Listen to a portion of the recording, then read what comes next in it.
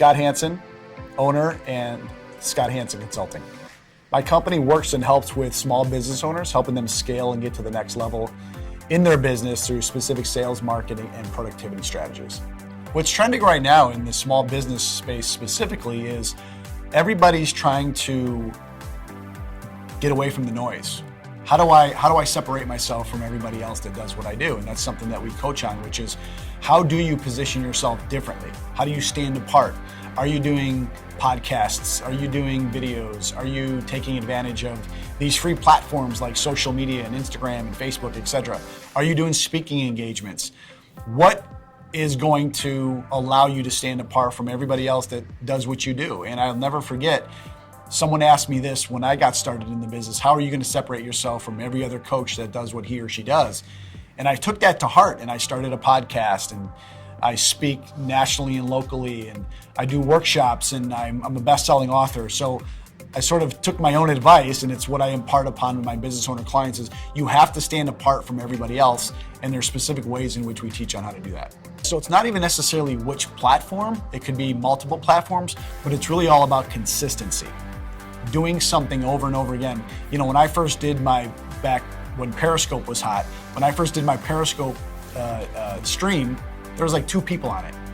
But I didn't give up, but I constantly started putting content out. And over time, more and more followers started to follow me. It's the same thing I teach my business owner clients: is it's not a one-time shot. Look at this thing as a long-term play. So when I first work with my business owner clients, it's starting actually with the end in mind and then working backwards.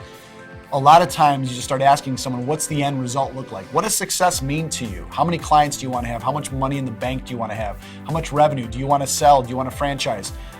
9 out of 10 times they don't have the answer for that. So the part of the methodology is starting with what does success look like, and then building sort of what I call roadmaps in between. So now that we know the end game, what are some of the roadblocks that are getting in your way? What are some of the gaps? Maybe it's sales, maybe it's marketing, maybe it's positioning, maybe it's promotion, maybe it's hiring.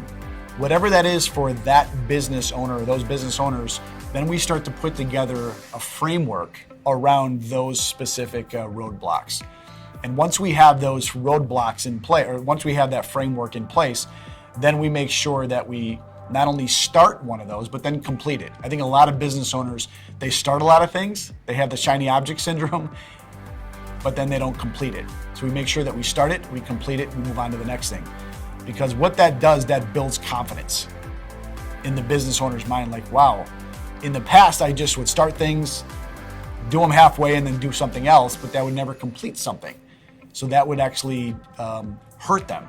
So this actually helps them build their confidence so that they can go on to the next thing. Once your confidence starts to build, it's like anything in life, the better you get at it. The better you get at it, the more success you have. So building that framework, understanding where it is that you are, where it is that you really want to be, and then start putting together a roadmap and a plan to hit those benchmarks is important.